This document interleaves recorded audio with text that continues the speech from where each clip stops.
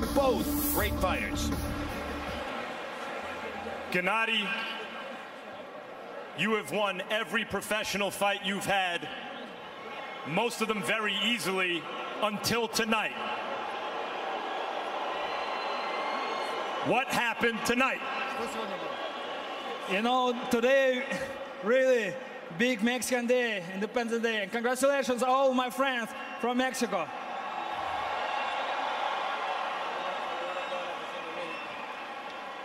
But how was Canelo able to neutralize you, especially early in the fight, and then have success late when it looked like you had started to build a lead? You know, he has good experience. Just I want a true fight. You know, I like Mexican style. I told you every time I have Mexican style. I want a true fight, like, you know, close distances. Just I want big drama show. Did you get it tonight? No, not too much. And first of all, I wanna thank you very much. You know, just my Kazakhstan fans, just who support me. Just Alga Kazakhstan. Urgen Rahmet, Jigiter. Canelo, Triple G came into this fight known for his vaunted power. Did you feel it tonight? La verdad que no. No, truthfully, no. No como pensaba o como decían que tenía la pegada. La verdad que no me sorprendió nada. No, truthfully not. Not as they spoke about, not what I thought. No, it really didn't surprise me. Early in the fight, in the first 3 rounds, you were boxing very well, and then he started to come on in the middle rounds. What changed? No, obviamente en los primeros asaltos salí a ver qué era lo que mostraba para después seguir haciendo la pelea, pero gané 7, 8 rounds de la pelea fácil. In the first rounds, I just came out to see what he had, you know, but then I started building. But I won 7, 8 rounds easily.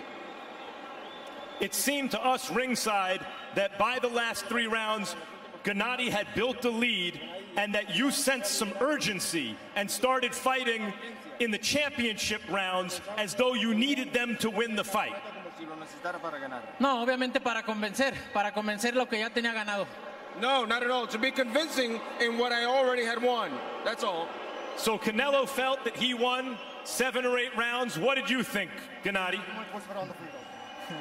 You know, today people give me, you know, draw. Just my focus on boxing. Just, I think, look my belts. I still champion, Max. I'm not lost, really. You mentioned that you didn't have a big drama show today, but you came in as the aggressive fighter. His job was to counter and box you and neutralize your offense. Isn't it your job to make sure it's a drama show? You know, this is not my fault. I'm pressure every round. I want big drama show. I want to give all people my, you know, big present. Just it's not my problem. You know, just I'm very happy today. Just I come back to Kazakhstan, you know, to my country, just and I say thanks to who support me. We're just showing this to get it over with. Crisp fight with change one last time. In momentum, it ended in a draw. Do you want a rematch, Canelo? Claro que sí, por supuesto que sí. Yes, of course, obviously yes. Si la gente lo quiere, hacemos la revancha. If the people want it, yes. Este es empate porque no hay revancha. You know, this is a draw, basically. He didn't win. This is a draw. And you feel you won. What about his feeling that you didn't stay there to fight him, and as a result, it wasn't dramatic enough? Ahí estaba para pelear. I was there to fight. I was there. Yo hice mi pelea. Siempre dije que iba a estar un paso adelante de él. I did my fight, and I always said I was going to be a step in front of him. Gennady, do you want a rematch? Of course I want a rematch. I wanna fight. I wanna fight. Rematch or next fight, I wanna fight. True fight. I have my belts, just I want a champion fight. Canelo boxed very well, especially early and then again late in the fight. He says you weren't able to hurt him. It was a close fight. What would be different in a rematch? Would you fight him any differently? You know, just I have a couple ideas. Right now he moved too much. Just I want a close fight, Mexican style. Right now, just it's my experience. I bring boxing right now. Thank you, Gennady, for a terrific fight as always. Canelo, would you fight any differently in a rematch? He seems to want you to stand still. Bueno, ya veríamos en la segunda pelea, ¿no? Pero le volvería a ganar. We'll see. We'll fight in the second one, but I'll win again anyways. Thank you also for a terrific fight. Thank you both. Jim. So a somewhat controversial in the eyes of some unsatisfying ending to the Canelo-Golovkin middleweight showdown that in terms of combat lived up to its billing last weekend at the T-Mobile Arena in Las Vegas. Meanwhile, we bring you back now to Southern California where we're getting set for live action. All right. I'm going to do it like this, like that. There we go. Where am I at? I'm right here. See? There we go. Hold on. I'm still getting pretty fast with this. So you got to bear with me. I'm still getting things figured out. There we go. Put that. No, wait. Hold up. So we got a pretty good show planned. The next thing we're going to look at is Danny Jacobs is signed with HBO. He is signed with HBO. He is signed with Matchroom, and it is still not yet confirmed if he's with Matchroom Promotions or still with Al Haymon or not. So in the meantime, what I'm going to do is I'm going to, let me see, how do I do this again? We do it like this, right? Like this. Put this down here like that.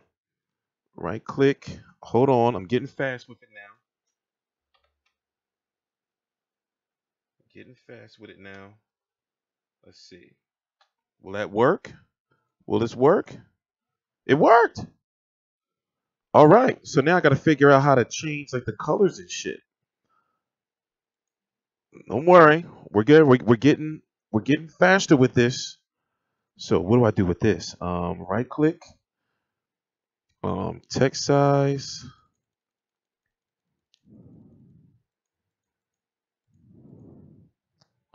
There we go. See? Now you can see the comment. Well, you can't see your name, so I guess I should change the color, right?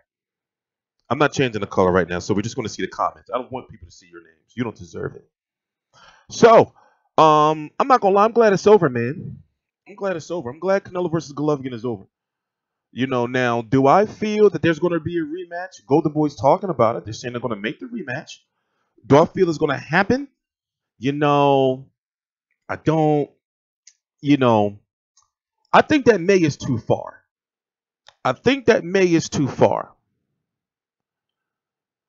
So I'm wondering if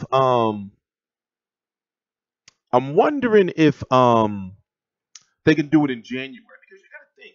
I mean, how much time do these guys really need off? You know? Jacobs versus Lemieux been announced. No, where you guys getting this stuff from? Y'all just be making stuff up? I had to get a pillow, man. I be sitting in this chair. I bought a brand new pillow to sleep on, but I'm using it for my back. Sitting in this damn chair all day, every day. So I got to get what is called lumbar support. So, I guess we should just go to the big news, right? Let's just get it right out the way. So where is it at? We're at about right here. So, let's listen to this. Please subscribe. All the links to my social media are right down below in the description box. To HBO.com.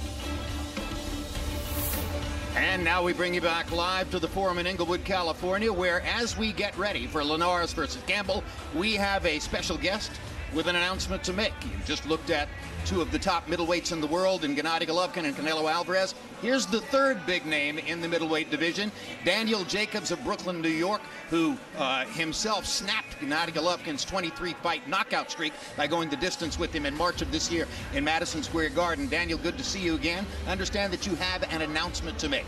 A really big one, Jim. Well, it's good to be back. First of all, it's good to see you. But my announcement is I'm with the family. I'm with HBO now. I just signed an amazing multi-fight contract with HBO and Eddie Hearns and Matchroom Boxing, and I'm going to be displaying my skills on HBO now. So it's a great opportunity for me, and most importantly, it's a great opportunity for the fans. I want to thank the fans for always supporting me, especially that last one. You know, they always wanted to see me back in, and now I have this great opportunity with this platform here at stake. It's going to be a tremendous, tremendous time for me in my career. It's almost as if Matt, late what? I did a video earlier. We're going to be fighting in New York, early November, and you guys are going to see me on a constant basis from this point on. It's going to be awesome. So you'll be fighting on HBO in November. Absolutely. Welcome to the fold. You watched Canelo versus Golovkin. What was your response to that fight? Well, I had Triple G winning by at least 3 rounds. It was a competitive fight, but I thought Canelo fought in spurts. I didn't think he fought enough to actually, even the close rounds, I didn't think he fought enough to edge a close round, and especially with the decision from 110 to 118. That was absurd, but this is boxing. Ultimately, you know, things like that happen. But both guys put their best foot forward, and that's what you expect from top guys like that. I'm just looking forward to getting back in there and displaying my skills against those guys and more. Yeah, I'm sure Gennady will be happy that you saw him as the winner of the fight. Maybe you'll get to see him again face-to-face at some point down the road. Thank you, Daniel. Congratulations and welcome. Thank you. All right. So now let's turn our attention as you look at that graphic, the return of Daniel Jacobs coming to World Championship Boxing in November on HBO. Put him into the mix of the top middleweights. So yeah, you know, he's supposed to be fighting Luis Arias. Now, remember the guy who basically got the fighter who got kicked out of the money team like 3 years or so ago? He's been fighting on Rock Nation cards. Let's just pull him. Let's just fucking pull him up, right?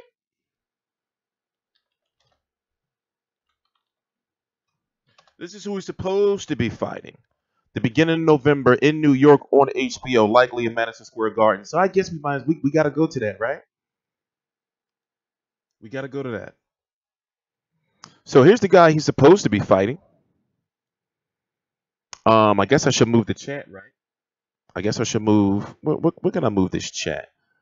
Maybe I should change the text color. I don't feel like this right now. Y'all gotta wait. So let me just zoom in. So yeah, here's who Danny Jacobs is supposed to be fighting. Here's the thing. People have been wanting to see David Lemieux in a lot of different fights. And the problem with that is David Lemieux has had a small shoulder injury. He's been injured, you know, and, you know, he probably couldn't get the fight. Now, when it comes to Danny Jacobs, you may wonder why he's fighting, you know, a not so known name. You know, he's known to hardcore circles, but not a not so known name. He fought on Ward Kovalev too, right? So you wonder why he's fighting a not so known name. Well, just 2 months ago, I talked to you know, it was a very very brief encounter. Hold on for 1 minute. I'm gonna pull it up for you.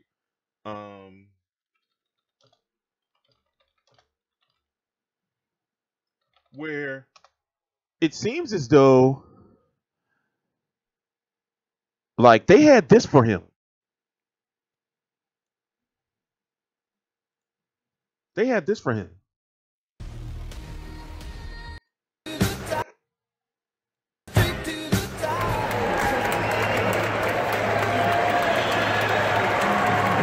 And now, ladies and gentlemen, please welcome in the ring, Brooklyn Borough President Eric Adams, Brooklyn Sports and Entertainment. So this was April. What fight was that? What fight? I don't even remember what fight that was. Oh, I was at Berto versus Porter. So this was at the Barclays Center. CEO Brett Yormark and the former WBA middleweight champion of the world, the Miracle Man, Daniel Jacobs.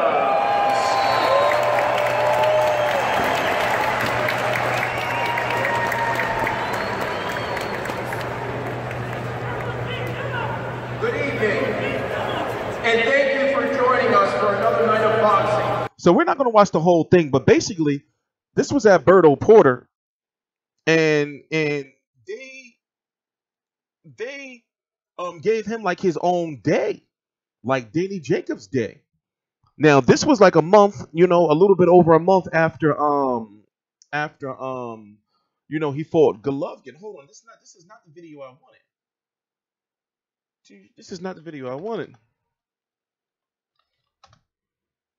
Let's see if I can find it. It's around here somewhere. This one. Now I'm in a position where you know, a lot of guys know me. They realize that I am who I am, but they don't want to fight me to get to that level. So we'll see what happens. It's exactly because of what I did to Campbell. But it's not because of what I just did to him, because of what I possess. It's who I am, it's what I bring to the table. You're going to see what I get to Campbell a lot more in the future. You ever think that would be possible, that people would be judging you? I never thought that would be possible. Because, I mean, coming up in the rankings, like from a young prospect to a champion, I've always kind of had like the third wheel. I always kind of was like, you know, the stepbrother. Nobody really acknowledged me as a whole, so I always knew that I had to work my way to get to that level. And now when we got it at that level, and we didn't really get the results that we wanted, but we still made an impact, and that's what I'm looking for, exploring that impact. Who's next for Mike? Who's next for Broner? I have no idea, bro. We're going to wait to see, but Mikey Garcia got a hell of a win with this one, with this performance. I mean, probably wasn't the best performance in my opinion. I thought both fighters could have did a little bit more, but even still, it was a great fight. Yeah, I know you already talked about it, but when you back, bro? When you back? October 14th at the Parkway Center. Gotcha. Thanks, bro. So didn't he seem like, you know, like he was really like confident that he was going to be back? You know, on like October the 14th, we were hearing that he was going to have his own card October the 14th. Instead, on October the 14th, I might as well just show it. You know, I might as well just show it, right? Instead, on October the 14th, they are having this card that I'm actually going to be at. Where's it at? Right here, this one. October 14th on Showtime. The 154-pound division ignites. This crowd ready to erupt like a volcano. 3 world title fights, 1 explosive weight class. And he's hurt. What more do you want? And that is it. Don't miss an action-packed triple header. Saturday, October 14th at 10 p.m. Eastern, 7 p.m. Pacific. So you heard him say he was going to be on that card. He's not going to be on that card. And then there was talks that he was in negotiations to be on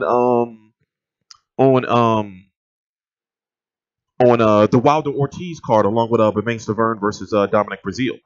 But now we're seeing that it seems as though this deal may have been in talks, but it kind of like came out of nowhere also at the same time, because they had to just get this deal done within the last couple of months. And the word is that he's not, or no longer with Al Haymon. You know, that he's solely signed to Matchroom Promotions. But don't listen, nothing has been confirmed yet. We're hearing rumors and nothing has been confirmed whether he's with Al Haymon still or not. But the way it's looking with him signing a long-term deal with HBO, and I don't know if you guys don't remember, it was rumors of him looking into a long-term deal with HBO months ago. I did a video on it. So now I'm wondering, you know, this is if he still is with Al Haymon, this is very unlikely of Al Haymon, because he signed a long-term deal with or a multi-fight deal, but still long-term, depending in fighter years, with HBO, and then he signed with a promoter in Eddie Hearn. So that's not very Al Haymonish. So it just seems, you know, like putting things together, it just seems that he may not be with Al Haymon anymore. Let's go look at some others. Where's it at? Some other stuff that I saw. I made sure to retweet. Where's it at? Come back November and display my skills. Well, the plan is to come back November and display my skills in New York somewhere. We don't have an official date yet, but the details from my promoter will be shortly released, and I'm looking forward to the near future. Finally, Eddie, just how excited what did he say? are you? To the near future. I don't have an official date yet, but the details from my promoter will be shortly released. And Oh, so they don't have a date yet. We know it's going to be on HBO. He said early November. It is rumored he's going to be fighting Cuba Aries. And he said that he's waiting on details from his promoter. Eddie Hearn is now his promoter. You know, for those who don't know, this is the promoter of Anthony Joshua, Kell Brook, and the biggest promoter, and right now, smallest promoter in the UK right now.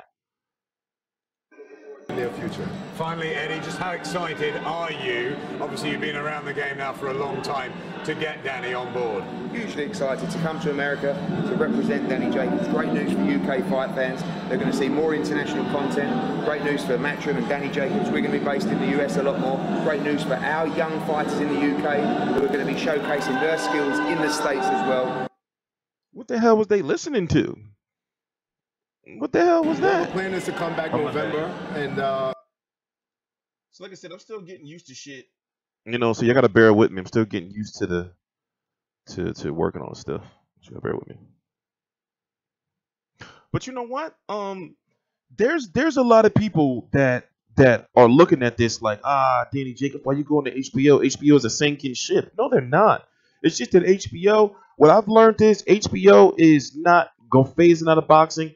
They're just only focusing on big fighters. Remember, HBO at one point in time was into developing fighters. Now they're getting fighters that are already developed in either American territories or international territories and bringing them to American television.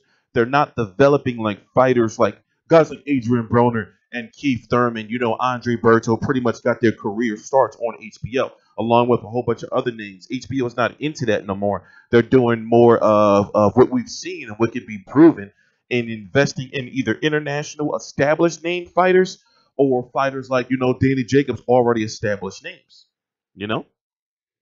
So it's a good move for Danny Jacobs because if you look at it, you know, he got big fights on the horizon and pay-per-view fights. He could possibly get a David Lemieux. He could possibly get a Canelo.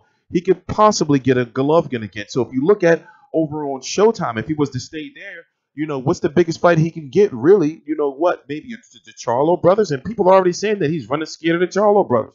No, he's making a smart business financial move. You know, these fighters are older now. Remember, we've been following these fighters for years. These fighters are in their late 20s, early 30s now. It's time for them. This is some Cinemax hardcore porn on. I mean, softcore porn on in the background. Distracting me. You got to turn that. And don't get me wrong, I have nothing against porn, but softcore porn, like, what's the point, you know? Let me see the hardcore stuff. But anyway, he made a smart, you know, business move. And one thing, if you noticed, is that Al Haymon has a lot of fighters. Did you notice a good portion of those fighters only fighting once a year, and they're not fighting each other, and the money is not there? That's why you have Leo Santa Cruz and Adam Ramirez fighting on the same card, but not fighting against each other, because likely they have been offered the same amount of money to fight each other, maybe less for the rematch. You see what I'm saying? The money's just not there with PBC and Haymon anymore like it used to be. It has been proven. The networks are not there. He has too many fighters.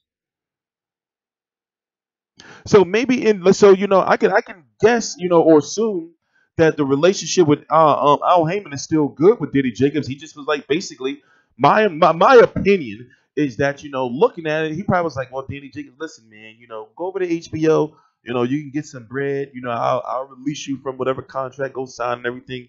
But, you know, like, I don't think it's like a bad thing. I don't think, you know, that him and Al Haymon are on like bad terms. It's a business move. And Al Haymon has too many fighters. You know, remember, he signed up all these fighters, you know, with the vision that PBC would succeed and still be around with all these networks and all these dates and people paying. You know, I mean, you know, networks paying for these fighters and everything. It's just too, you know, he's got too many fighters. That's why we're seeing these guys fight once a year. Look, even Errol Spencer's having issues getting fights. You know, Sean Porter, you know. Look at all these fighters. Do I have to really go through the names of Al Haymon fighters that are fighting? Or listen, we are in, you might as well say October's next week. You got October, the whole month of October, November, December. So where are all these Haymon fighters like Lamont Peterson, even though Amir Khan said he's coming back, you know, Danny Garcia, you know, Errol Spence, these guys have only fought once. And there's a lot of those names. And quietly behind the scenes, there's been a lot of Al Haymon fighters, or I'm not going to say a lot. I don't know if it's a lot. That's a grandiose term. I'm going to say, you know, a significant portion of Al Haymon fighters have been quietly chattering behind the scenes and upset or that they're not as active as they used to be, or not making the money that they used to. But truth be told, I think it's safe to assume now, that once you're in an Al Haymon contract, you don't leave unless he allows you to leave. How many fighters have really, really got out of Al Haymon contracts? I'm talking about big name fighters that I know: Lucas Matisse, now Danny Jacobs, and it's another name. I forgot. But as I said before, one of the biggest issues I had with the functions that PBC had is that certain media wasn't keeping it honest. They had large fan bases, and they wasn't keeping it honest when they knew what was going on. And I'm thinking, like, you're like not being honest with people who take your news seriously. Because if it was reported, I can't blame the media, because I'm thinking, like, if they were living, if they were listening, if PBC, Al Haymon, and them were listening to like what the fans were saying, then they wouldn't be in this mess. But you literally had certain media members like, oh, these are good fights, and it's because he's the black man and all. It's like, yo, this shit is going to backfire on his ass. Simple example, A-side, you would have A-side versus J-side, and it was consistent. So if you look at the year Al Haymon has had, technically, Al Haymon has been putting on some of the best fights of his whole entire tenure in boxing this year alone. Why? It's because some say his back might be against the wall, and he has to. He has to work with other promoters. He has to work with other networks. Why? Because he has too many fighters. His obligation is to those fighters. He can't tell these fighters now, well, we don't want you on that network. We got our own shit. You don't have none of your own shit no more.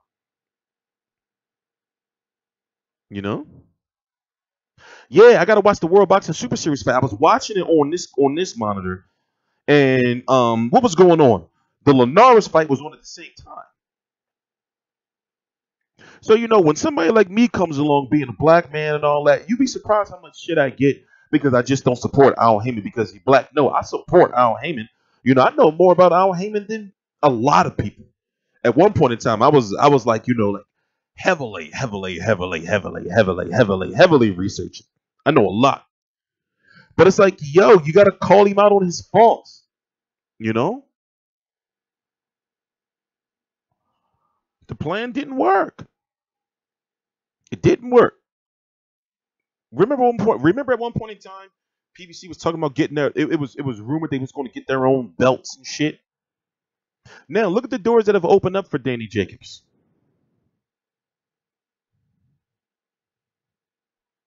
Oh yeah, of course. No, listen, I'm not clowning. See, here's the thing.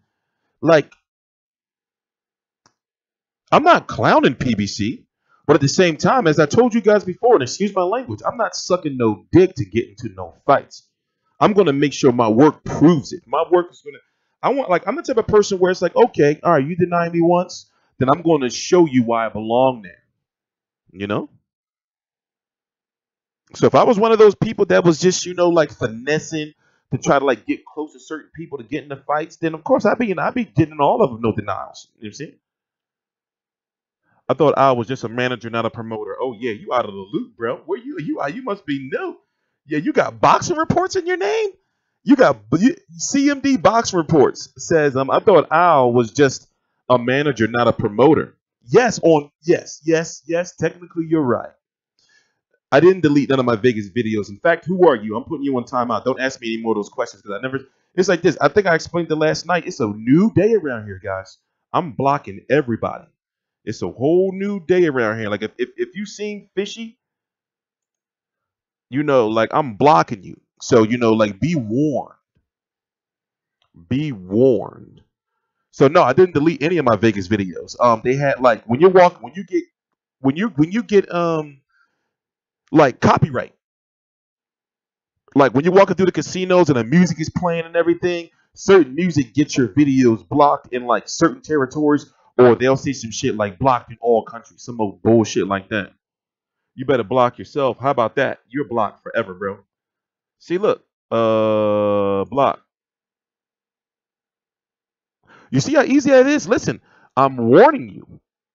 I'm warning you. I'm warning everybody. I've been harassed by weirdos, sodomites, people making fake accounts acting like they was women, um, all kind of like crazy weirdo stalker, cyber stalking shit. So I'm letting everybody know right now it's a new day around here.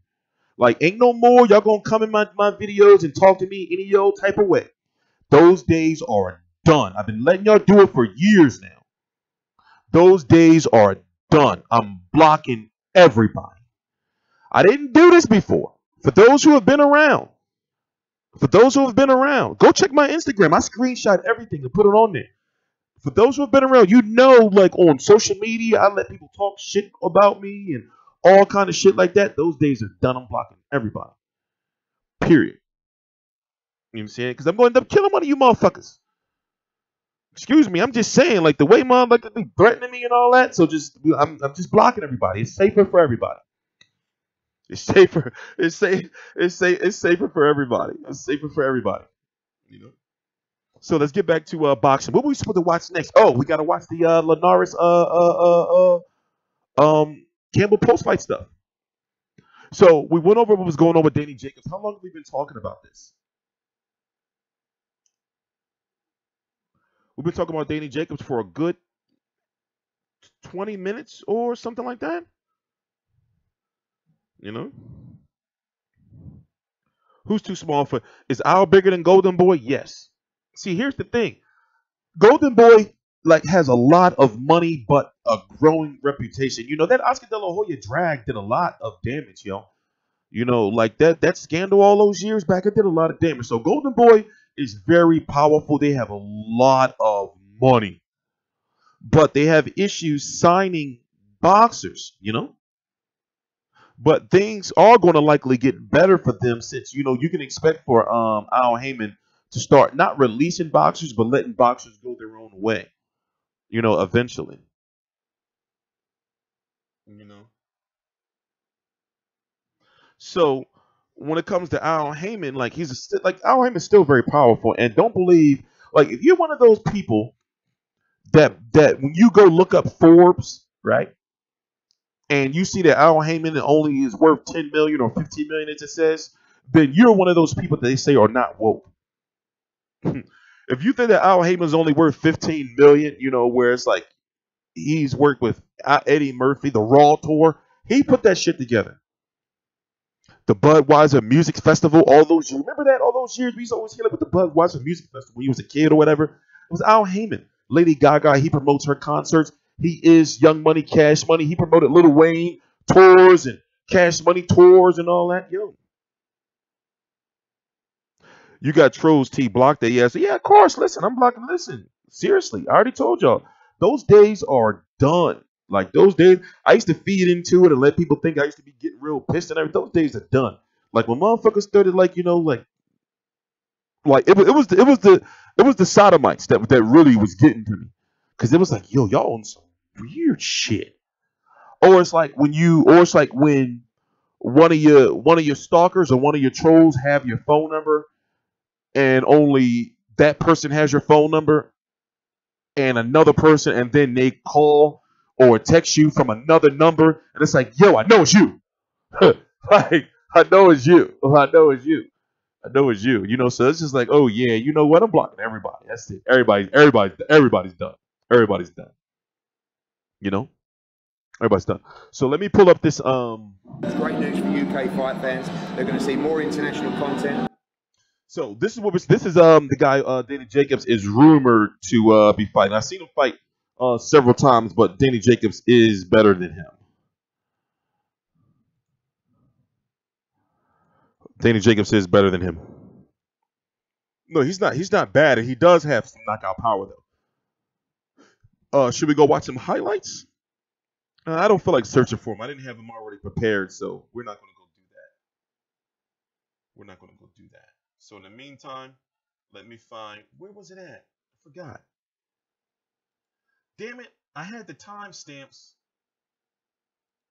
And no, we're not watching the full fight. If you ask me, yo, just let the full fight play, That's copyright. Do you know what I'm going to do? I'm going to put you on timeout. I'm not going to block you. I'm just going to put you on timeout.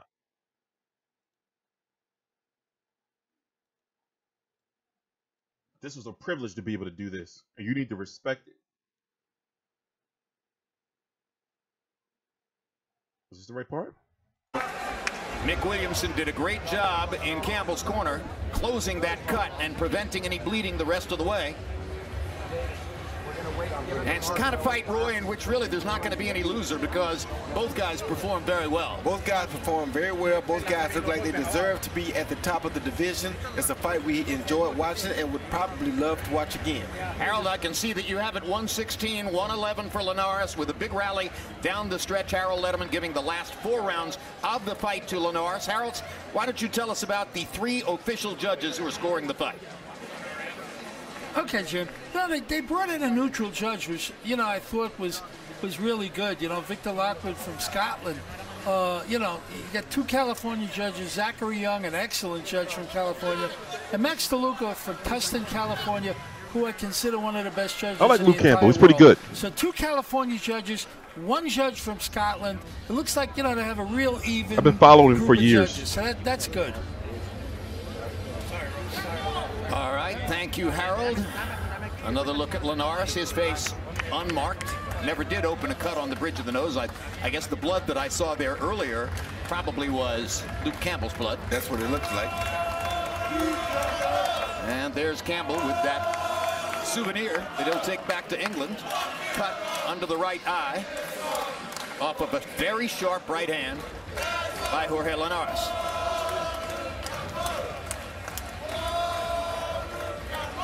Two spirited fighters, 2 trainers from Cuba. Canelo Golovkin didn't do 2 million buys. That's the rumor. That's not confirmed. So we had great craft on display, great physical talent. Campbell, who appears to have an interesting future in the sport. It'd be nice if it did, though. Linares, who has I'd be a hyped. fascinating past and a lordly present. And we are waiting for the decision, which in this instance always seems to portend something unusual.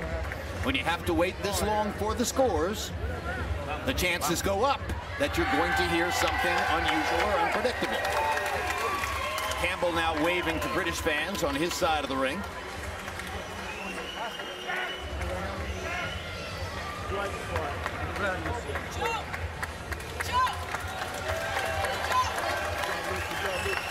And now Linares goes to Campbell's side of the ring and waves at the same fans.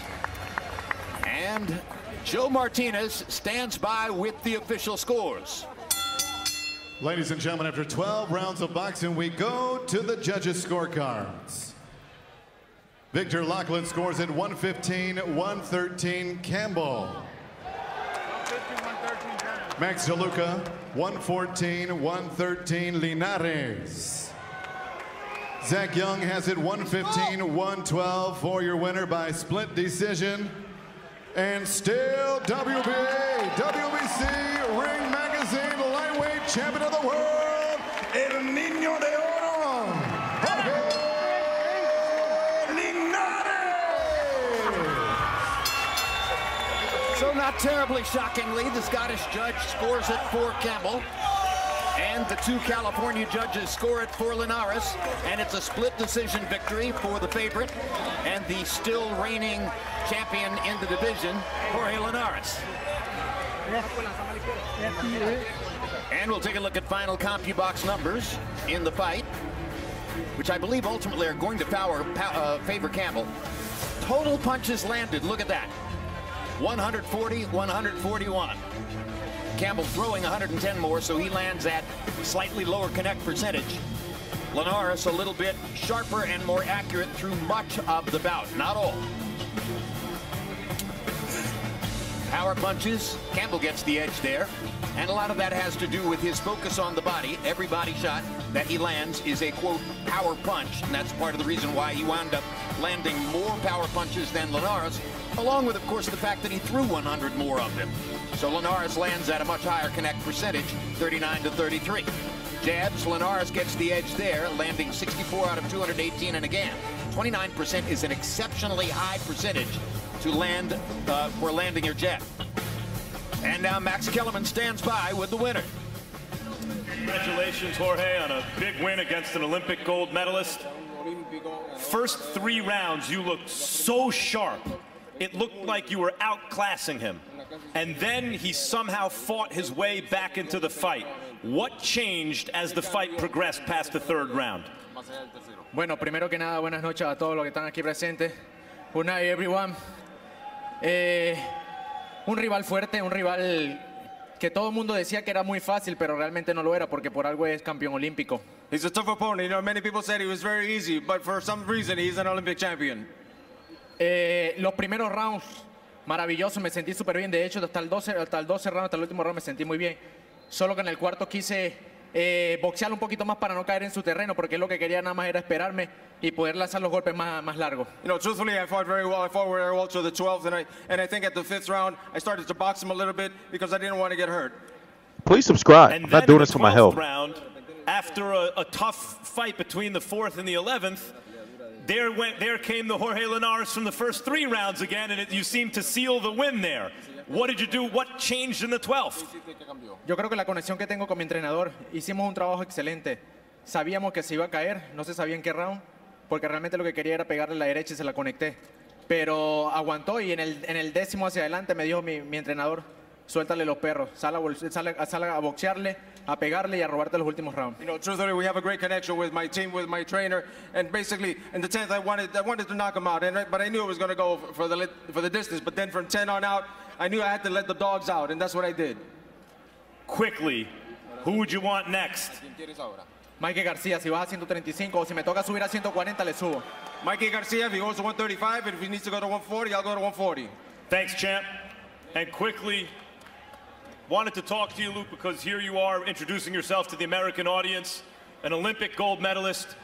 You looked outclassed to me in the first 3 rounds. You were dropped, you were cut on foreign soil, and you got up and took control of the fight somehow. How'd you do it? No one can ever doubt my heart. I thought, yeah, I got off to a rocky start. He hit me with a nice clean shot in the 2nd round. Caught me on the eye, cut it. I wasn't dazed or anything like that. It just a nice shot that put me on my back. From then, I had double vision in one eye for the rest of the fight. But from then, I thought I outclassed him. You think you won the fight? I thought I won the fight. He's a great champion, but I thought I outclassed him. I didn't think he was landing any shots whatsoever, and I was catching him with all the clean shots. I think you have a legitimate point of view there. It was fun to watch your work. Congratulations. Hope to see you again. Jim? All right. So at the end of the day, Well, something I was looking for. What's up with Max? Did we freeze? But 12-13. Oh. It was something I was looking for. Not that.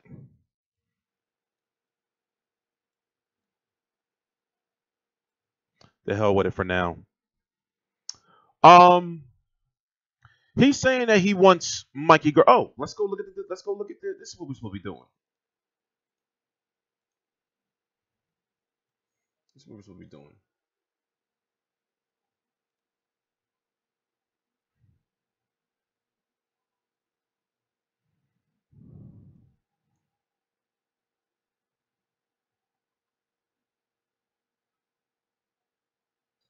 Here's the 135-pound division.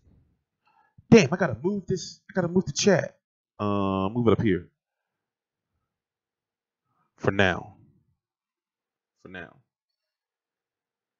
He's not listed, but he's the WBC Diamond Champion. He says he wants Mikey Garcia, but Mikey Garcia is the WBC 140-pound Diamond Champion. So he may be. I don't know how the WBC is going to do it since Terrence Crawford is now gone. So he may actually. Mikey Garcia may be the full 140-pound WBC champion. I don't see him going back down to 135 to fight Jorge Linares, even though Jorge Linares said he would fight him at 140. But you have Mikey Garcia talking about fighting at 154 pounds against Miguel Cotto, which is not happening, by the way. So when you look at Jorge Linares, what are his options? His options are either, Robert Easter, or Terry Flanagan. You know, and anything else is pretty much uncivilized. Anything else is uncivilized. I mean, who can he fight? He's gotta have some like big fights because people don't consider Luke Campbell a big fight, you know? So when you really think about it, where does Luke Campbell go? In my opinion, from the performance that Luke Campbell put on tonight, I think Luke Campbell can beat a Robert Easter or a Terry Flanagan, but not a Mikey Garcia. But we don't know what's going to happen with this WBC situation with Mikey Garcia, Jorge Linares, because I mean we just don't know. We just don't know. You know, Mikey. Remember, Mikey fought Broner at 140. I think 135. Honestly, I don't think he can comfortably make 135 anymore. Because when he first came back against the James Lakatikanen, no, not just the James Lakatikanen. Who was the guy he fought for his comeback? When he fought him, he was like, I'm going to be going to 140 this year. He was already talking about 140. You know? Yeah, our rankings are up to date now on the website FightView 360. We update our rankings monthly. And we update the schedule, the boxing schedule weekly. So this is the format we're using now, but as time goes on, it's going to get better. Yeah, Luke Campbell made it a close fight because he adjusted the second half and started using his jab and started using his reach and his height. Jorge Linares was having some issues. He was having some issues in there, So it's going to be interesting to see where he goes next. Also, I heard, didn't I have something down here? What was down here? Oh, the chat. Put that down there. I forgot my thought. Let's watch this in the meantime and go on to the next subject. Because we're not going to be here all night. I got to rest.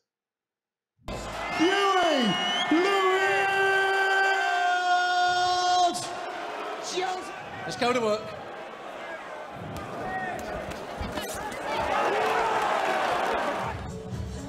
How did y'all view this fight? We got to talk about this.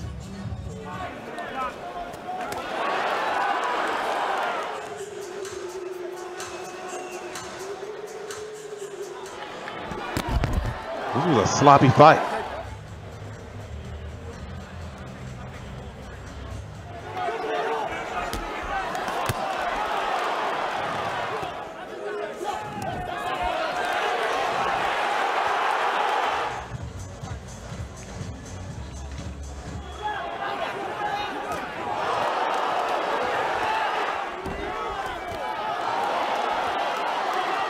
That's cute. Did y'all see the dude snatch? Are they gonna show it? This guy, you see this guy right here? This guy snatched Joseph Parker belt. Joseph Parker was holding the belt up, and then dude came and snatched this shit. Now here's the thing about this fight. Another situation. I think it was two Adelaide birds. It was two Adelaide birds. You had two 110, 118 cards. There's no way that Huey Fury only won 2 rounds. But at the same time, if you really look at Huey Fury, what he was doing, he was fighting the Erislandy Lara Canelo fight. He was throwing the jab, and a lot of those jabs wasn't really connecting. And he was waiting for either that uppercut or that straight down the pipe as Joseph Parker was lunging in. He didn't do enough. Now, even though Joseph Parker was sloppy, he was landing more to the body. And in judges' eyes, he was the aggressor. When you look at, it was similar to Canelo versus Golovkin, but on a heavyweight, in a heavyweight division, but where Huey Fury he doesn't have the power, and he wasn't throwing enough.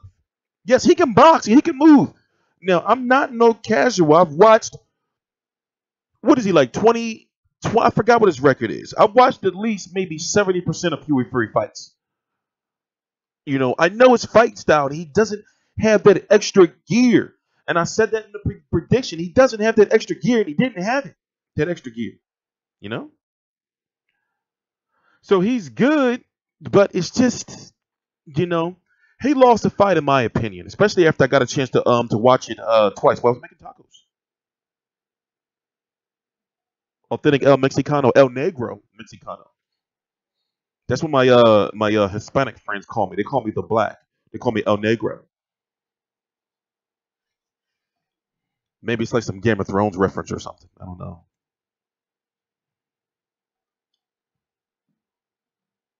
It's Fury fault. If you move back, you better land a lot more or get the finish. Yeah, you know, and the crazy thing is, I thought it was going to be some hometown cooking. But with the Canelo Golovkin shit last week, I guess they probably thought, no, we can't rob this dude. But 118, 110, you know. But once again, if you watch the fight again, you'll see that Huey Fury wasn't doing nothing.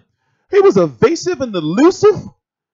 You know, he was moving his ass off. You know, I respect and applaud his defense. Can you break down the rankings of the heavyweight division? Nah, man, I gotta save that for another video. That's some shit. Every time I talk about it, it's like a 15-minute, you know, video. But okay, I'll break it down in small, the best way I can at the top of my head. You have Anthony Joshua at the top of the food chain with the IBF and the WBA. You have Deontay Wilder taking on Luis Ortiz to be the next mandatory. So Pulev is the mandatory. A lot of people are giving Anthony Joshua shit for fighting Pulev. He had to fight Pulev. He couldn't fight nobody else. He couldn't fight Deontay Wilder. They was like, nah, man, we can't really do that. And Deontay Wilder had to fight either Bermain Severn, they paid him a salary, and he had to fight Luis Ortiz. Luis Ortiz had to be obliged because he signed with Haymon. Haymon promised a big fight. Him being a WBA mandatory, Luis Ortiz and Deontay Wilder, 2 birds with 1 stone. The winner of that fight's the winner of Pulev versus Joshua. Then the winner of that goes on to fight Joseph Parker. And then on the outside looking in is Bermain Severn, Dominic Breazeale, who's fighting for the WBC interim. Or supposed to be, but either way, they're going to be the mandatory for the winner of Ortiz, Wilder, Joshua, Pulev. Then it depends on how Joseph Parker ranks in that. Then you got Dylan White on the outside looking in. Gerald Big Baby Miller is about 2 levels below that. He's not just there yet in the mix. He's not in the mix. Then you got some freak fight with Frezo Quindo versus Alexander Ustinov. I don't know what's going on with that, and I don't care. Parker needs to give Andrew Ruiz the rematch. Where's Andrew Ruiz been? And no, it don't work like that. It don't work like that. I understand you may want to see that, but it just don't work like that. You can't just say, I'm going to give him a rematch because, you know, no. They're going to avoid the shit out of him and go for big no money then. I don't know anything about Pulev juicing. I haven't seen anything, read anything. I don't know about that, bro. I got to do some research, I guess. Yeah, they say Luis Ortiz like 45. They say you lose Ortiz like 45, yo. Champion of the world. They say he got a faulty Cuban birth certificate. You know, I heard you can get anything falsified in Cuba.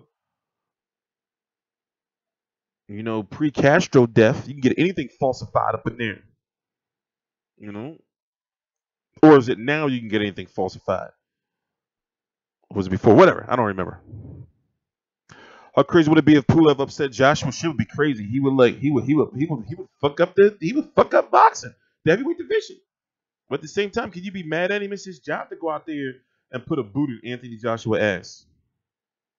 Yeah, they say like 45. I was talking about it last night. How I was at his birthday party and I was watching him like, yo, man, he ain't just no 3 years older than me, man. And I know I look old for my age. He just got that old head look. You know? I think he's 45. I'll go ahead and tell you. I think he's 45. I wouldn't tell him to his face. But I think he's 45. 44? 44, I can, yeah, okay. Right. You know? All right. In fact, Eddie Hearn was just talking about it earlier. Here, I can pull that up for you guys.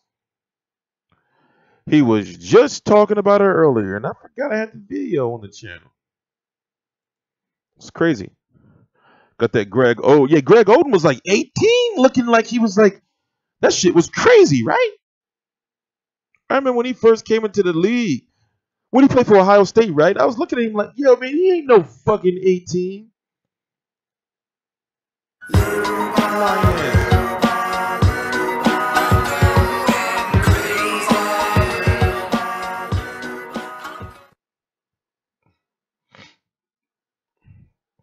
Fight. You know, people talk about Put that link in the description. I forgot. Let's rank the heavyweights in world boxing. The Ring magazine do it. Anthony Joshua, Deontay Wilder, Kubrat Pulev. That's how they call them. If you don't believe that, tell me the other heavyweights that are better at the moment than Kubrat Pulev. Maybe Ortiz. So the top 5 guys. I mean, this is a really good, solid mandatory. Coming off a tough fight. We don't know what the Klitschko fight took out of him. We hope actually he improves from that fight. He learns a lot more. We sold 80,000 tickets in 2 days. This guy is the biggest draw in world boxing, and he's going to be over here hopefully in 2018. You said hopefully in 2018 we see him fight Wilder in 2018? He's got to beat Ortiz first. Oh, you want Ortiz over here too? No, well, Wilder's fighting Ortiz, so who knows who's going to win that fight? It's a good fight. Ortiz could beat Wilder? Yeah, I think he could beat Wilder. Yeah, I think Wilder's any heavyweight can be knocked out. It doesn't matter who they are. It's a good fight. I favour Wilder, youth and speed. Ortiz has looked poor in his last couple of fights, and has been incredibly inactive. And I think his last fight was December last year, so that's nearly a year, and he's not getting any younger. It's a good fight, and I'm pleased for Deontay Wilder that actually he's getting an opportunity to be in those big fights, because Joshua just boxed Klitschko and Wilder's never boxed anyone of any elite note. Now he is, so it's good for boxing. It's a good fight. Eddie, how significant is it that the fact that the heavyweight division is now in the forefront of boxing, in the sense that now the masses are able to see it? Do you feel like the heavyweight division is kind of the rock of boxing? It always is, isn't it? It's always the crown jewel of boxing, but you've been lucky enough over the years to have all kinds of different weights coming through. I mean, even recently, super flyweights. Who would have thought that? Who would have thought a network card would carry 3 super flyweight events? So boxing's just growing in every aspect, but generally when you get a boom in boxing, it's because of the heavyweight division. It still doesn't quite have the depth that I think I'd like to see. Like, again, when you look at those guys, Joshua, Wilder, Pulev, Ortiz, you know, then you've got like I call those the elite guys, and then you've got the guys that are pushing on to be elite fighters, Jarrell Miller, Dylan White, you know, Derek Chisora. Yeah. There's other names, but for me, you want to see those guys coming through. Dylan White, Jarrell Miller's coming through, and actually, because for us, when we look at Anthony Joshua, we want 7, 8, 10 years of opponents. You know, so you've got Joseph Parker as well, you know, other champion. So let me show y'all this. Wow, for the next 7 or 8 years for Anthony Joshua. We need as many contenders as possible. I want to ask a specific question as far as Anthony Joshua. How do you feel his skill set compares to some of the bigger and like best heavyweights in the UK, such as a Lennox Lewis? How would you compare his skill set to a Lennox Lewis? I think they're quite similar. I mean, Lennox was an incredible fighter. What Anthony showed in the last fight is he has a tremendous amount of heart and he likes to fight. He's a baby, you know, he's had 19 fights. He's already had a unification fight for Heavyweight World Championship. So these other guys before him, I mean, how many fights did Mike Tyson have on the road, just knocking people out? Like, he hasn't had all that years and years of professional experience. He's having to learn on the job.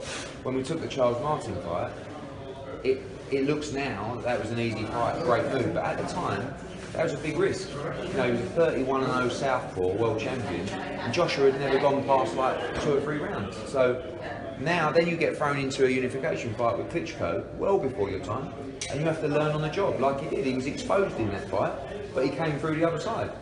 So he'll improve, he'll get better, and he will get a lot better. So Eddie Hearn just said, you know, like he was exposed, he had to learn on the fly, you know. And one thing about Eddie Hearn is he is a job talker. You know, like when you watch this guy's interviews, like dude is a job talker.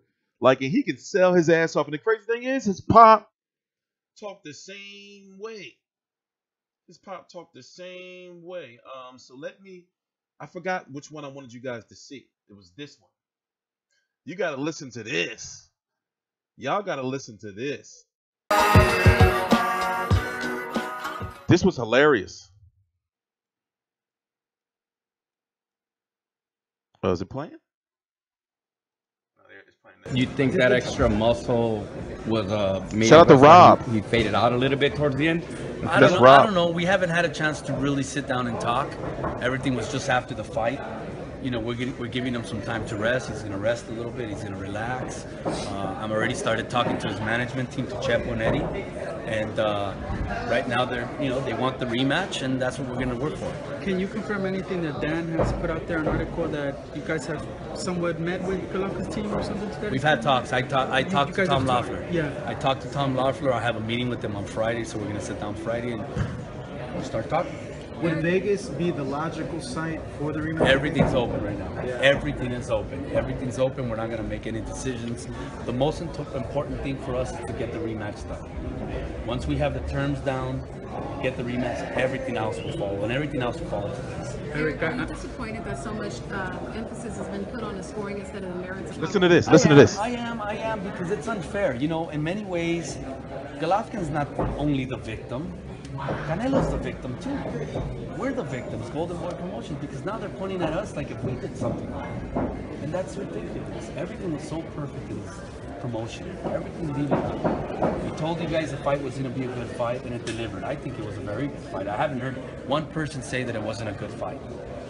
You can argue who won. That's fine. That's normal. But it was a good fight. It was a good event. The promotion was great. We got so many compliments how the promotion was so smooth. We got compliments how both promoters got along, and we didn't fight. There was no arguments. There was no tension between both promoters.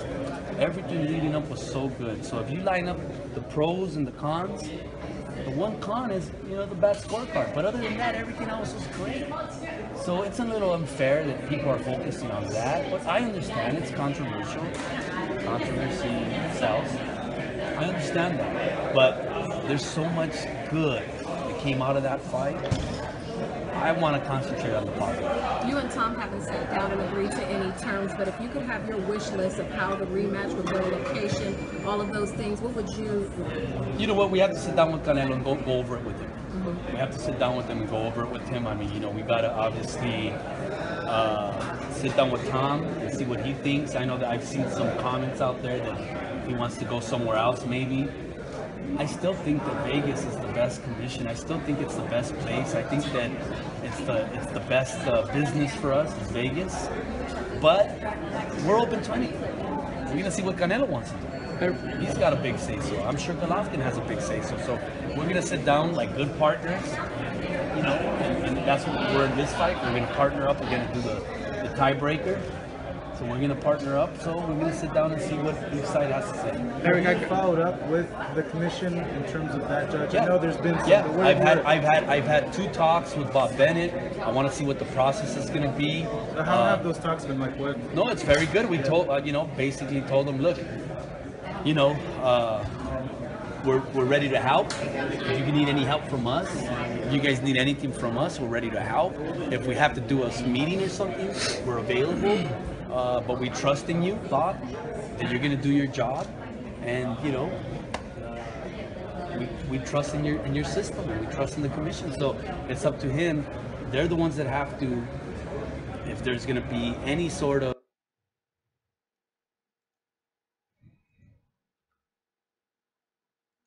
That's what we're not going to do. That's what we're not going to do. So I guess we gotta wrap up with the Danny Jacobs interview again, and then basically let me guys. I mean, since we're here, I need you guys to let me know what else do we need. So we got the highlights and shit. We got the chat. I know I gotta do timestamps on the different topics. But what else do we need? But in the meantime, let's go back and watch Danny Jacobs again. Talk to HBO.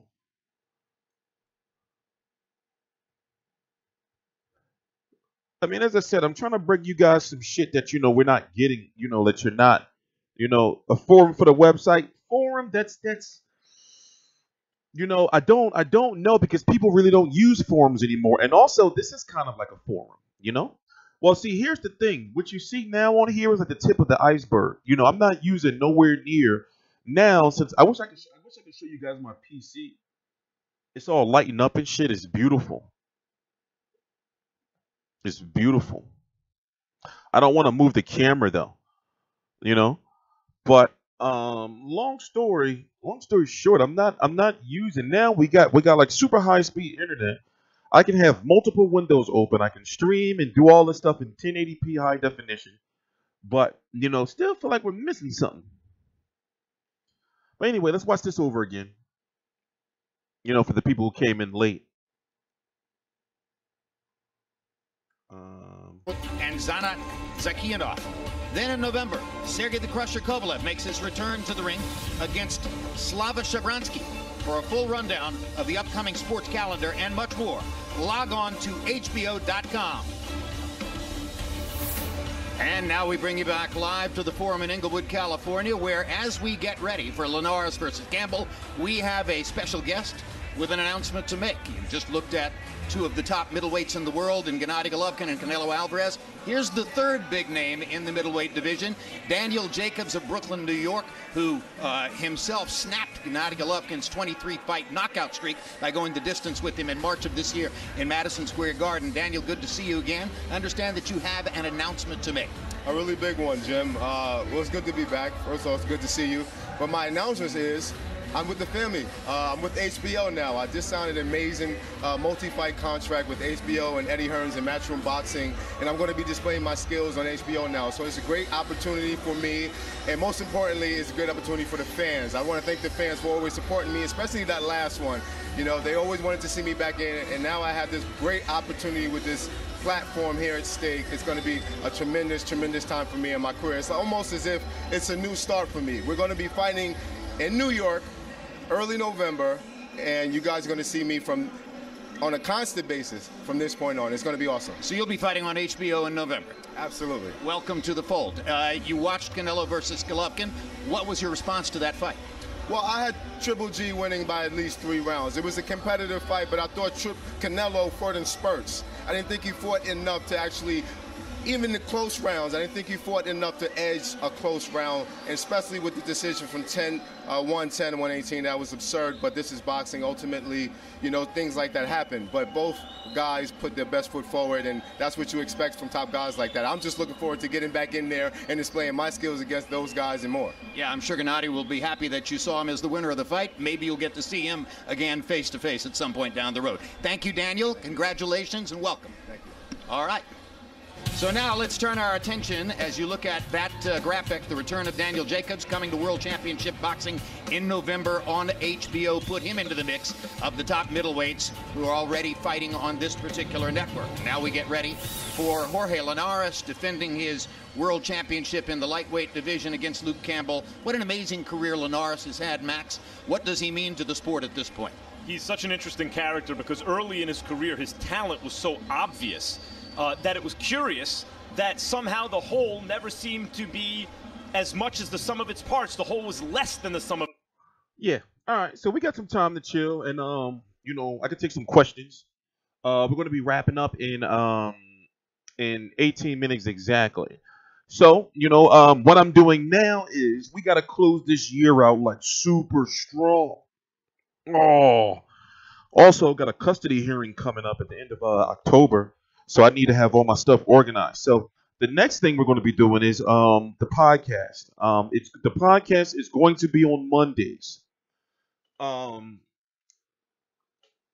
still trying to figure out if it's going to be 12 p.m. Eastern or 1 p.m. Eastern. Now, what I've learned about those two times is that they fit all time zones. Like you'll be able to watch it in the morning, you know, in the afternoon. It'll be a podcast, simultaneous live stream, and yes, we're going to have in callers, and yes, we're going to have a guest 2 to 3 times a month. So it'll be somebody relevant from the weekend of whatever fight that's going to be going on. You know, so the podcast, I'm going to do a test run at the end of October, and then we're going to launch at the beginning of October. A test run at the end of October, and we're going to launch at the beginning of November. So I got to get a new microphone. I got to get a whole, some more new equipment. So we have the what is it called? Like we have the technical power, like as far as like the technology. Now we got to get a new microphone. I don't like this microphone anymore. I don't like, it's not adjustable enough for me. Yeah, we're going to blog talk. We're going to blog talk. We're going to blog talk. So it's going to be post fight videos, and that's why the most important thing I have to do now is keep my streams are consistent. So now over the last couple of days since I got all this new stuff, I've been really tinkering with everything, and I got some people that's going to help me with what's called the overlay. So basically, you'll be able to see like at the bottom, like a little ticker down here at the bottom that's going to show like upcoming fights, and we got some really good things planned. So also, we're working on the website, getting that nice and active and spruced up. So a lot going on. So I have the time now. And then I'm not going to be, well, I do got a lot of traveling to do. I know for sure that I'm going to be at the Lara fight. Lara Goucher, that's October the 14th. I know for sure I'm going to be at Wilder Ortiz. I don't know if I'm going to the Kovalev fight. I'm going to go to whatever Danny Jacobs' comeback fight is. That's going to be at the beginning of November. So I got a busy ass schedule, and I hope they don't. Nah, I might not be able to. See, here's the thing. If they do the Danny Jacobs fight, they said it's going to be at the beginning of November. But what if they do it the same day as Wilder Ortiz? That'd be whack, right? I mean, for me, if I want to go to both of them. So yes, I'm already putting in the work for Rigondeaux Loma. So that press conference is coming up. So that's actually the fight, I'm most concerned with making sure I get to. So we've covered a top ranked fight before. We covered Crawford versus Diaz. So we're in the door with them. So we just got to make sure, and plus we already been covering the fight, like on YouTube. Like my videos that I've done on there so far have been really successful and highly rated. So that shouldn't be an issue. Write some articles, interview the boxers, cover the fight like it should be. Then bam, we're up in there, and they're like swimwear. So we got to get to that. I'm sick of looking at Mac's stupid face. Sorry, Max, no disrespect. Let's put something else. Let's get another screenshot of something. Here, let's leave that. Now I hit it. Oh shit. That's kind of like like coincidental, right? Fuck it. Let's watch this. So Linares ended the straight right. This round we see Campbell ended the straight left, right down the middle.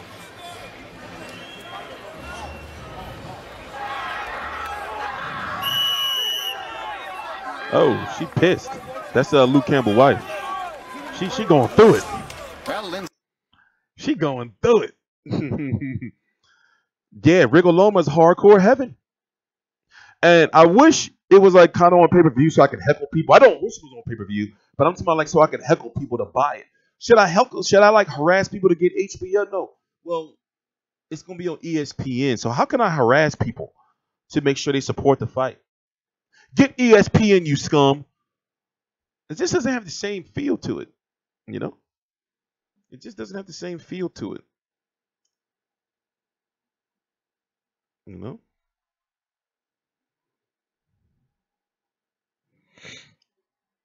So we want to talk about for these last 13 minutes. What are we going to talk about?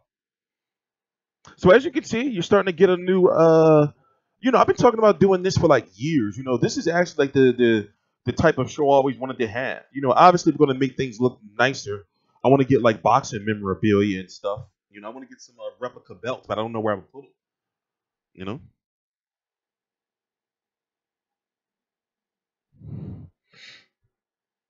We're all right. We're about to wrap up. We've been live for now almost an hour and a half. We've been alive for like an hour, like 20, hour, like 19 minutes or some shit. I don't know. So we're making sure our streams, if you notice, like we try to keep them like between like an hour and a half to 2 hours. I don't like when I see like a stream that's like an hour and 37 minutes. That just like burns me up. I guess it's my OCD. So we're trying to keep them, like a nice little, time. I'm late to the show. Did you rewatch, bro, and rescore? Rescore and we watch what? What are you talking about? We've had some crazy cards today over the last couple of weeks. Rescore and watch what? Linares Campbell? Fury, Parker Fury or Canelo Golovkin? It's just been crazy around here with these cards. Do Fight View 360 graffiti on the back? Nah. Because then it's like, it will be cut off because of this. It would be cut off. So I want something to fill. See, what I want is, I want this to be like, I want to be further back. So I'm trying to figure out how I'm going to figure it out. But I want to be further back because I want this to look like it's like a fucking 50-inch TV. Like I want it to be like, even like to give the illusion, even though it's right here, but if I'm like further back, you see how like it look like it's just like, like huge and shit? You see that? I want something like that. So I have to like spread out. I got to get like a bigger like workstation. What fighter's going to steal the show October the 14th? I'm going to say Hearn Trout. You would think Charlo Lubin, but I'm going to say Hearn Trout. I'm going to say Hearn Trout. Also, I got to get some lumbar support. I'm going to order that on Monday. I keep forgetting. Like I'll be ordering everything from Amazon, but I'd be forgetting to get like, like the this is a brand new pillow I'm using for my back.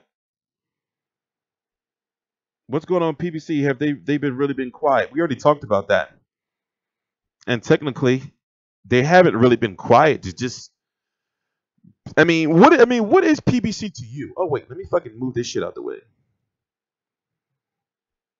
What is PBC to you? Like, where does PBC stand to you right now? They're still around, but not in the way you expect. I do miss PBC on Spike, though. I do miss that. I was pissed. What were we supposed to be looking at? We were supposed to be looking at something. What's this? It's kind of bizarre. 114. This is officially a draw. What's this? This was an intense fight, but it fell short of the artistic brilliance we had anticipated for several reasons. Point one is that Adelaide Bird's scorecard was an irrational atrocity. The Nevada State Athletic Commission made clear it was embarrassed and she should never be assigned to score such a momentous fight again. But it goes beyond that. The boxing public is increasingly fed up with scorecards that destroy the integrity of the sport. And on your behalf, we here at the Fight Game are going. They gave her the boot.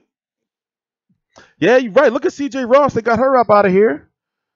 Poor Adelaide Bird. Costing all them people that money. She cost people like millions of dollars, gamblers and all that, man. They had two Adelaide Birds, twin sister Adelaide Bird at Parker vs. Fury. What did 2 million pay-per-view buys? No numbers have come out yet officially. Those are just like rumors. And truth be told, it's about time numbers start trickling out. Mayweather McGregor didn't do no 6.5. No official numbers have been released. Word is it did around 3. That's still phenomenal. My God. It just doesn't mean that Mayweather's making like the money that he thought he was going to make. He still make 200 million. My God. What the hell? Like, oh, it's only 200 million. He only made 200 million. He made the 300 million. That's some hating ass shit if you say some shit like that. That's just some asinine ass shit if you say some shit like that. Like, oh, he only made 200. He ain't make the 350 like they said he was gonna make. Motherfucker, he made $200 million. Tripping. Yeah, if Canelo Golovkin did 2 million pay-per-view buys, then this is like, my God, that's some monumental shit. You know what? Casual's been talking about the fight. I was at the bank. Because, they ask, people always try to make small talk with me. Like, if I'm in, like, my Uber or some shit, they're like, oh, you coming from work? I'm like, nah, and I'm like, nah, I'm just going home, do this and that. Oh, you work from home? Then I have to say, yeah, you're a boxing reporter. Like, oh, did you see that fight? You know, I've been getting a lot of that. I've been getting a lot of people sass this week. You know, people talking about like, them judges, man, that's Russian guy. Well, I be trying to tell him like that he not Russian, but I just don't want to feed. You know, I don't want to like. Who am I to be like? Nah, he's not Russian. He's Kazakhstan. He's a Kazakh. What are they called? What is it? Kazakh or something? He's a Kazakhstanian. I mean, that don't sound too disrespectful, right? It may be wrong like a motherfucker, but it don't sound disrespectful. It's a Kazakhstani. That rolls off the tongue buzzer. Well, I forgot how to pronounce it. It's Kazakh, Kazakh, or something. Borat? Nah, that's fucked up. Now that's not racisms. That's like stereotype or something. That's not cool, bro. Yeah, did y'all notice? Did y'all notice there was a part? Let me see if I can find it. There was a part I want you. It's right here. It's right here. Wait, 2 minutes 28 seconds. We want to go back a couple more seconds. Now, tell me if y'all noticed something. Was it enough? Tell me if y'all noticed something. Bird scores it 118 to 110 for Canelo. Dave Moretti scores it 115, 113 for Triple G. And Don Trella scores it 114, 114, a three-way split. This is officially a draw. But I think a draw is a highly acceptable result. 118, 110 for Canelo? No, that did not happen. That is fiction, unfortunately. But at the end of the day, a draw is a result that should be satisfying enough for boxing fans because it means we'll get to see it again.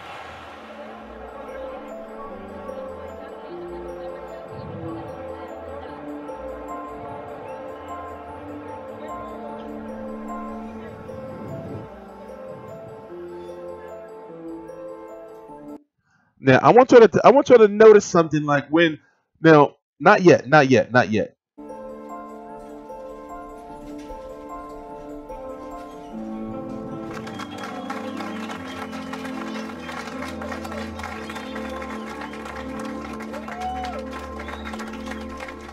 Maximum 3-4 rounds I give him. Did y'all notice that? Did y'all notice it looked like he tried to pick up his daughter, but he couldn't? And it made me think of that one photo. Like where Eddie, his trainer, was holding up his arm. Not. Like, was dude that tired? Hold up. Go back this far. Hanging up for boxing fans because it means... Now watch Canelo. Watch Canelo. God, looked like he went to go try to pick up his daughter, but that shit hurt in the way he was hugging people like he was in pain.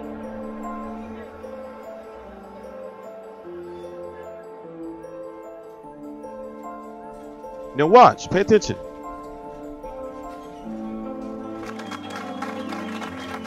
Now look, he gonna go bend down and try to pick up his daughter. He like, shit, baby, no, shit. Maximum 3-4 rounds. You see that? Okay, it's correct. Not 50-50, not, like 6-6. Look at those soft hugs he giving people.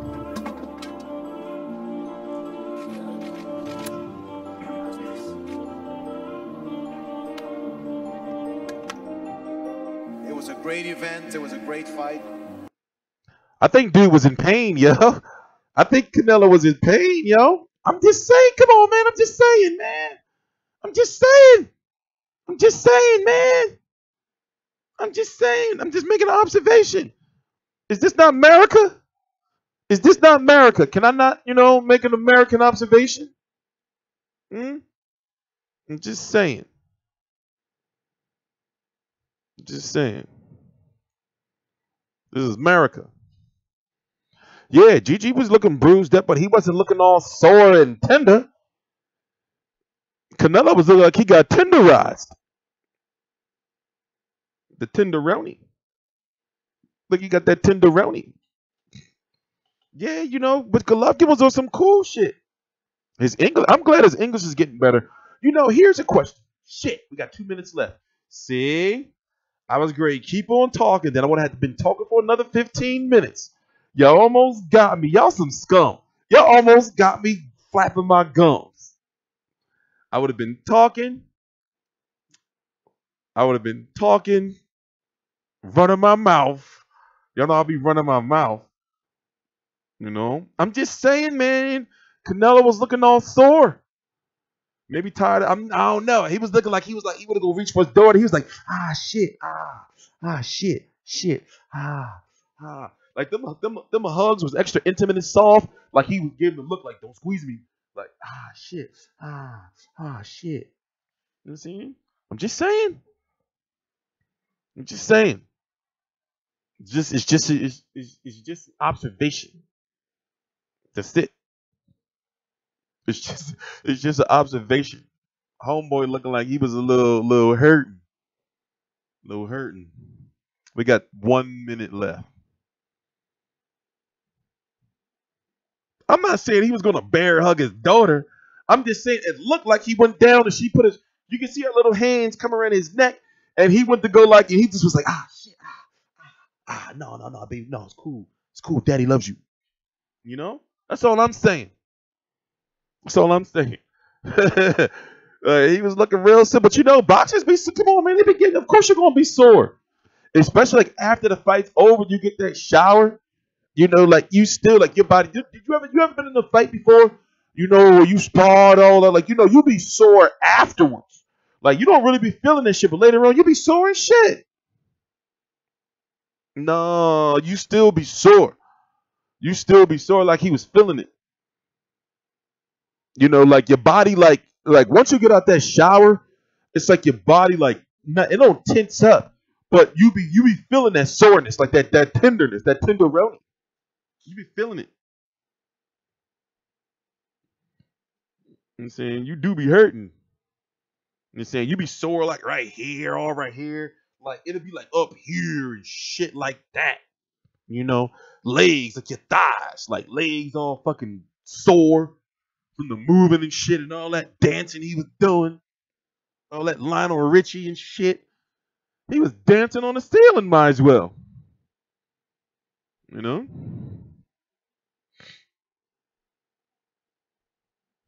But anyway, guys, I gotta do one video tomorrow, and that's gonna be later on today on the Dortico's fight. Dude got knocked the fuck out, and then on Monday, you know, we're gonna be back at it. I'm T3 Controversy. This is T3 Controversy Live. I cover every single major fight live. Please subscribe. All the links to my social media are right down below in the description box.